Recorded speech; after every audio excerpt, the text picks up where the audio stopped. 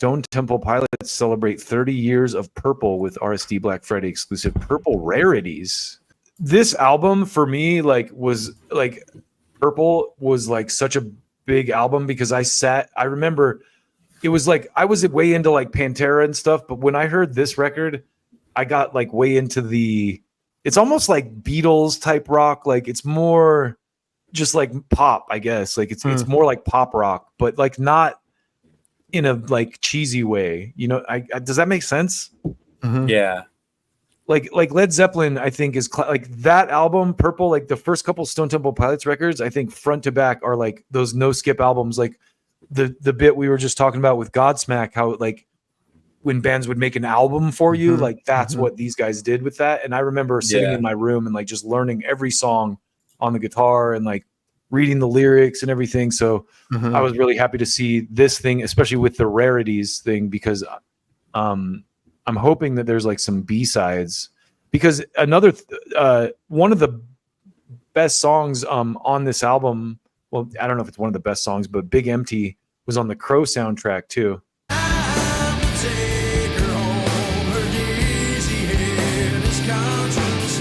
Do you like Stone Temple Pilots at all, Joey? I mean, if I would know their greatest hits, yeah, I probably know 10 songs or something. And if I'm in the mood for 90s nostalgia, I'll listen to this kind of grunge stuff, but I wouldn't say I'm a fan.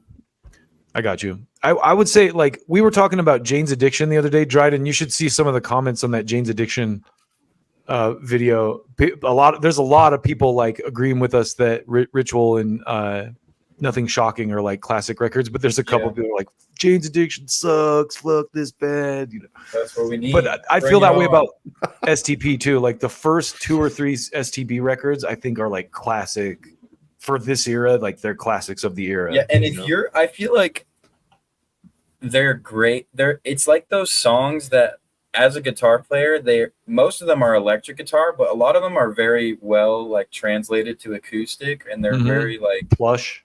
They're just very songs. You can break them down and sing them on a guitar with one person and play them by yourself.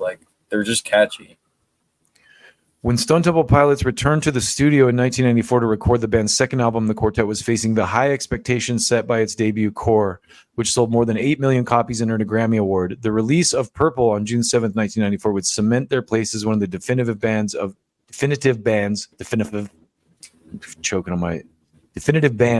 their generation, as the album debuted at number 1 on the Billboard album chart on its way to selling more than 6 million copies. The other thing I want to say about these guys that I respected so much is this record sounds almost nothing like Core. It's a complete departure from the sound of the first record, which is brave, but it's also a real, and the third album is a little bit different too. The third album, they go even more indie rock kind of, Today, Rhino announces the upcoming release of Purple Rarities, 1 LP Purple vinyl with studio and live recordings broken out from the 2019 Super Deluxe Edition, available exclusively for RSD Black Friday on, I think it's Record Store Day is RSD, right? November 29th. So I don't know that they'll put the Rarities on streaming or not. I would imagine they will, but this is more a vinyl for people like me who love this album and will probably end up buying this. Yeah. That's dope. Yeah. Are they still trying to do it without Wyland, or are they? Because I know they were for a minute. Yeah, when we've been talking a lot about Linkin Park lately, Joey. Have you seen the new Linkin Park singer? Mm-hmm. So I was watching some videos of Linkin Park, and I got the YouTube algorithm served me up a Stone Temple Pilots performance with Chester Bennington. And at the time that they did it, I was kind of fuck that. If it's not Wyland, it's shit. But I started watching it, and I was like, God damn it, man. This is fucking impressive. Chester did such a killer job. And I ended up watching the whole thing, and I was just like, I was a dick, man, for not he killed it, man. He was clearly a fan of that band. Yeah. And he fucking killed it as the singer, man. And I wonder. I just regretted being such a douche about it, because now like with the Pantera thing, it's like I'm all for Pantera without Dime,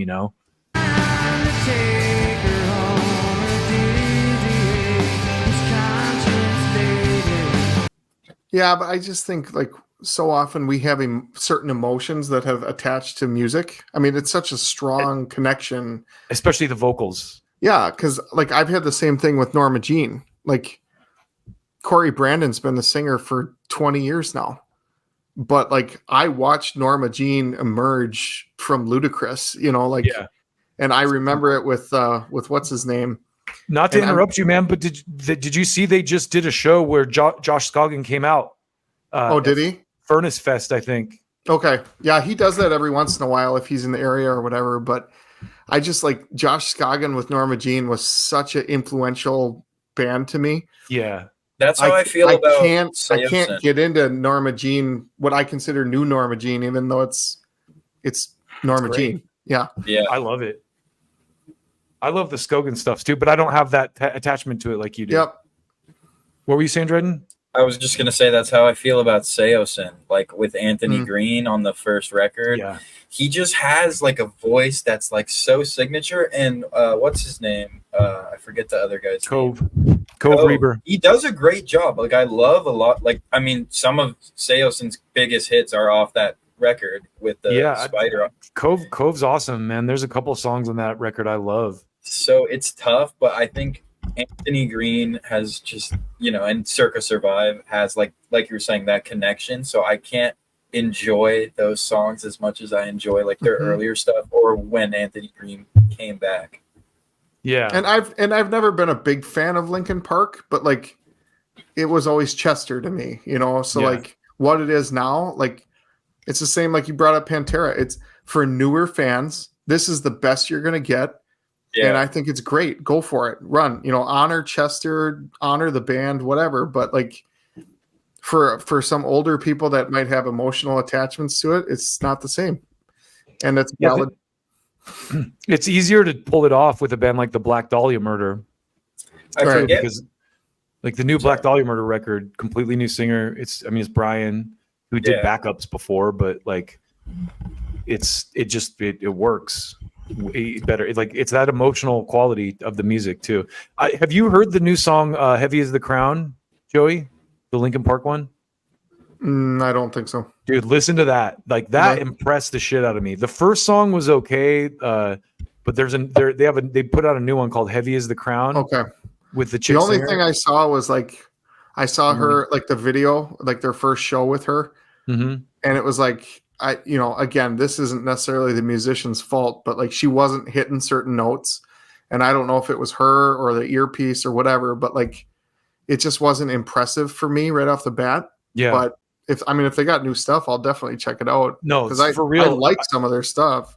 Yeah, I'm not even a big Linkin Park fan, but I was very impressed with that song. It's heavy, and her voice. Yeah. I love her voice, man. And I think it's just weird. Sorry.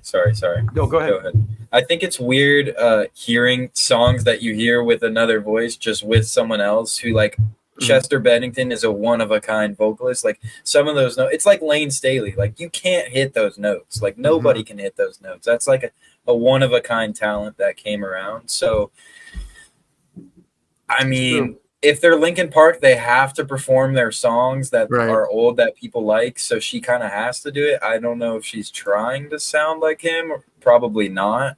But I hope not.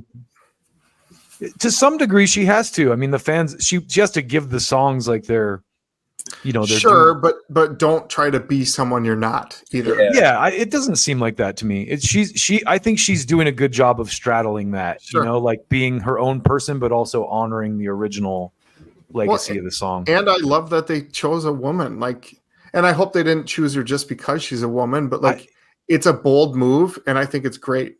Yeah, well, I saw an interview with Mike Shinoda, and he was saying he was friends with Emily, and it kind of happened naturally, which could be like PR, but also it does seem that way. Like again, it's I love her voice. I actually went back and listened to her old band too, and she's got like a really like Courtney Love growl that fucking hits. Like it works because she can sing the melody parts really well because she's got that that good higher feminine register, but then she just has such a gritty ass like like a scream voice too that just check out that new song and tell me what you think. Heavy is the Crown. It's a great, like, again, I was never a Linkin Park song. I was like, this fucking fire.